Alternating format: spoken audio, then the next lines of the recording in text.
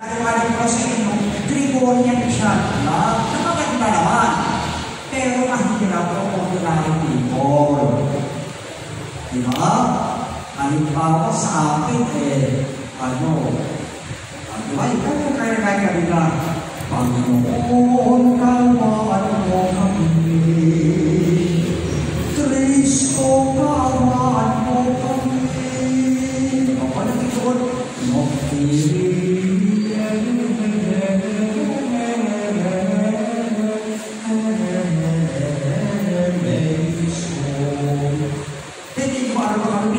sabi na Rosa nila sa kanya, ilang buwan bago nalang na-perfect. Kung paano alam ko, huwag na lang marami.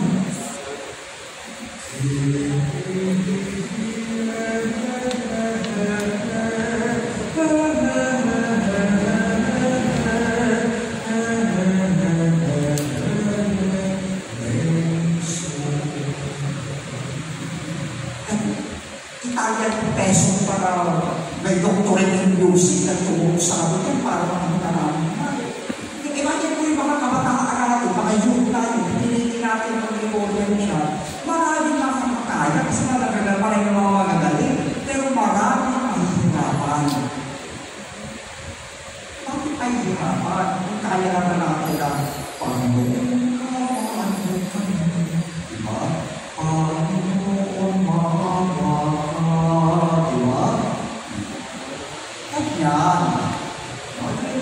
maganda yung Gregorian siya ng araw, pero maganda rin ang mga kanta natin yung nasimple, pero tagus-tagus hanggang puso at kaluluwa. Tagus-tagusan hanggang kaluluwa. Diba? Next page. The active participation ng native, pwede na sila magbasa ng first reading, second reading, pwede maging commentator, pwede rin maging nakalagay ng Holy Communion. Paano di ba dapat paano na naman kumahawak ng hostya? Oo. Pagkinog sa kanya. Pero basta consecrated na, pwede niya nang ibigay. Kasi sabi ni Lord, kunin ninyo ito at tanggapin ninyong lahat. Kaya pwede lang tanggapin. Okay? Once na consecrated na, pwede lang iabot ng pare. Hindi dapat yan inahawakan ng lay minister. Kasi hindi naman consecrated ang kamay nila. Hindi yan inordinahan kaya ng kamay ng pare. Yan hindi nakuha, inordinahan kaya.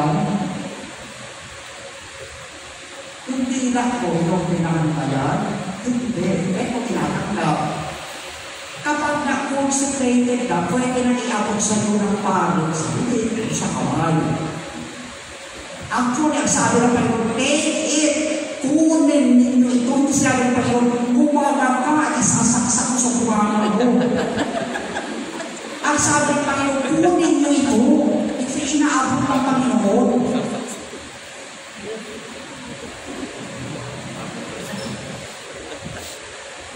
Kaya na parehong tabak yan. Parehong ilang pumarang simbahan. Bakit doon bawal? Kasi yung araw, yung mga tao ay hirap, wala pang sabon, wala pang alcohol, wala pang antioxidant. Yung mga tao galing sa buwan, maraming dumi na mga kamay niya. Kahit puso na tubig, madumi pa rin.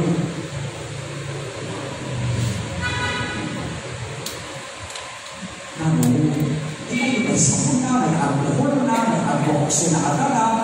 Yung mga pamangkupag, wala nang problema. Ano na talaga, Father? Dapat, di ba, nakaluhod pa tinatanggap si Jesus, kabasusan na nakatayin ka, bukod. Actually, nung buong konsentrasyon, lumuhod na tayo. 10 minutes ka nang nakaluhod ng concentration. Nung Lamb of God, nakaluhod ka na rin. So, pag tumayo ka para tanggapin si Lord, hindi naman sila mamamere sila sa hindi na lahat na oras nakaluhod sa kampanya Lord. May maraming magkakataon na nakatayo sila sa harap ni Lord. So, nakapagdad yung ka. Tapos, kung yung tumayo ka kunin mo, isubo mo. Bumalik ka sa upuan, umuhod ka ulit. Kasi yan ang may lukurang. Hindi dyan ka sa harapan magdadrama. Makita-kita ko.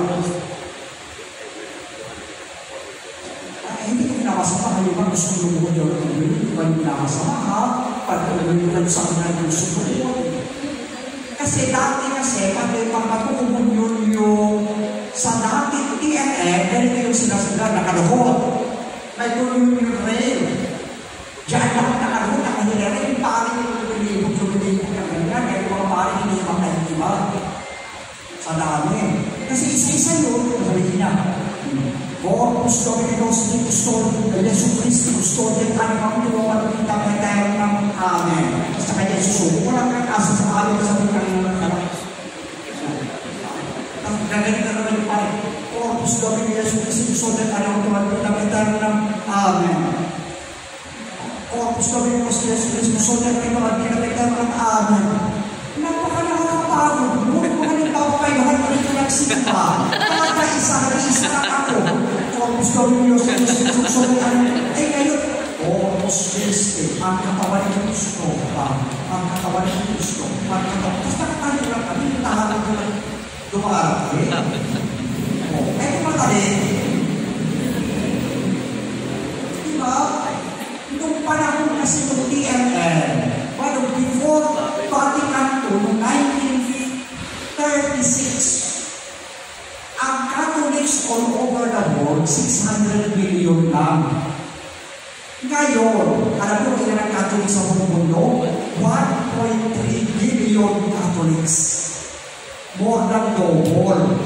Kaya hindi po pwede na sa isang misa, pangit na kung wala na yung misa, mamamatay kami sa hirap. And at the same time, nakalugod, tapos nakawalong kami ng Corpus Dominicus Yesu Christi Custodian, Corpus Dominicus Yesu Christi Custodian, Corpus Dominicus Yesu Christi Custodian, Corpus Dominicus Yesu Christi Custodian, mamamatay ang pangit. Okay? Kaya nyo makikita, bakit tama ang desisyon ng simbahan? Dahil hindi na namin kaya, pari na ang pwede pag-misa. Pero once na consecrated na yan, pwede na yan ipamigay. Pagay natin, yan pwede pamigay natin sa consecrated person yan. Ang lady is that pwede siyang magbigay with authorization from the church. Kaya ano ang sabi? Talian ninyo rito sa lupa, tatalian sa langit. Pag sinabi, ikaw, we are commissioning you to be extraordinary minister of Holy Communion. Ay, nakapatala siya. Ito na power of the church. Karang pila ng Holy Communion. Special power yun. Special authorization ng simbahan.